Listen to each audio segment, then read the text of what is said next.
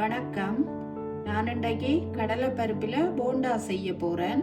அதுக்கு கடலைப்பருப்பு ஒரு கப் எடுத்து ஒரு 2 மணித்தியாலம் ஊற வச்சு எடுத்து வச்சிருக்கிறேன். இதை நான் முதல்ல நறுவலாக அரைச்சி எடுக்க போகிறேன்.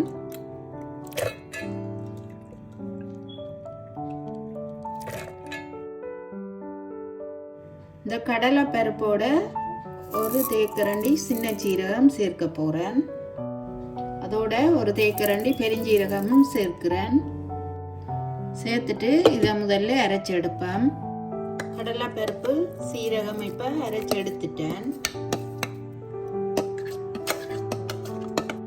இந்த கடலைப்பருப்போட நான் ஸ்லைஸாக வெட்டி வச்ச வெங்காயம் சேர்க்கிறேன்.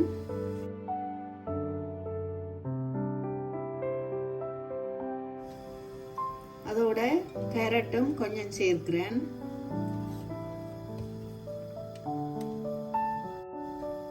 அதோட பச்சை மிளகாய் வெட்டி வச்சிருக்கிறேன், அதையும் சேர்க்கிறேன். இதோட நான் ஒரு 4 மேசக்கரண்டி பிளெயின் ஃப்ளோர் சேர்க்கிறேன்.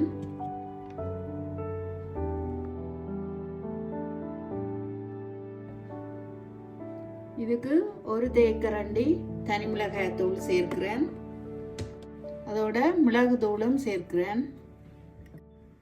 கலருக்காண்டி கொஞ்சமாக மஞ்சள் தூள் சேர்க்கிறேன். இதுக்களவான உப்பை சேர்க்க போகிறேன்.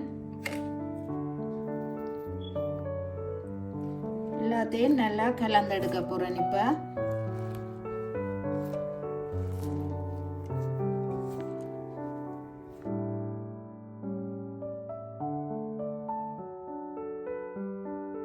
இதுக்கு உரைப்பு காணாது. நான் இன்னும் ஒரு டீஸ்பூன் தனி மிளகாய் தூள் இதுக்கு சேர்க்கிறேன்.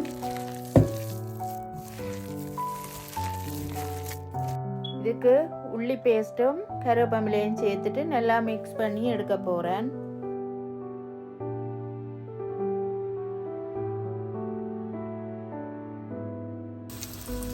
சட்டி அடுப்பில் வச்சு எண்ணெய் விட்டு எண்ணெய் சூடாயிட்டது. நான் இந்த போண்டாவை போட்டு எடுக்க போகிறேன்.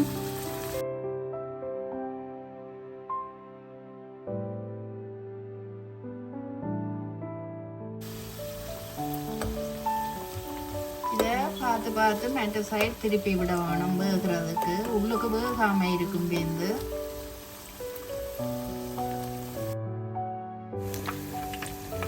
இது நல்லா வேகிட்டது. நான் எடுக்க போகிறேன்.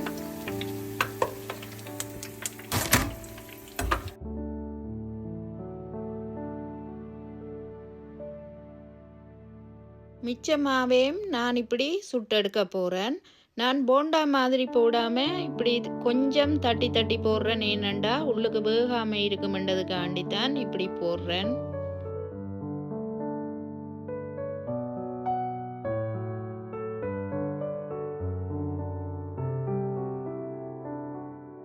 அரசாரமாக இதன் சாப்பிட வேணுமெண்டா உடனும் செய்கிறேன்டா கடலைமா சேர்த்து இந்த போண்டாவை செய்து சாப்பிடலாம். இல்லையண்டா கடலைப்பருப்பு ஊற வச்சு அரைச்சு இப்படியும் செய்து நீங்கள் சாப்பிடலாம்.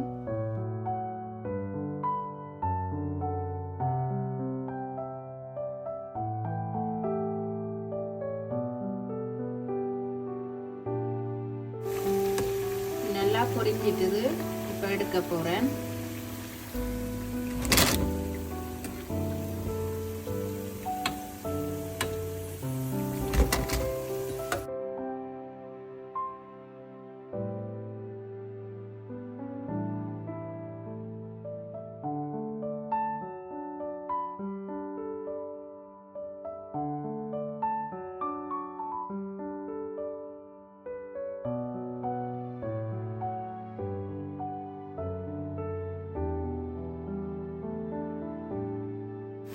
இந்த போண்டா நல்லா வேகிட்டுது. நான் இதையும் எடுக்க போகிறேன்.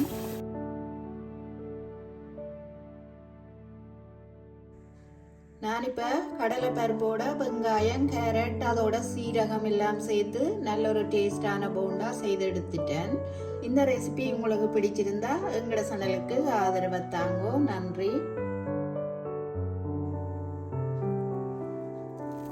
நல்லா வேகி நல்ல முறுமுரண்டு போண்டா இருக்குது.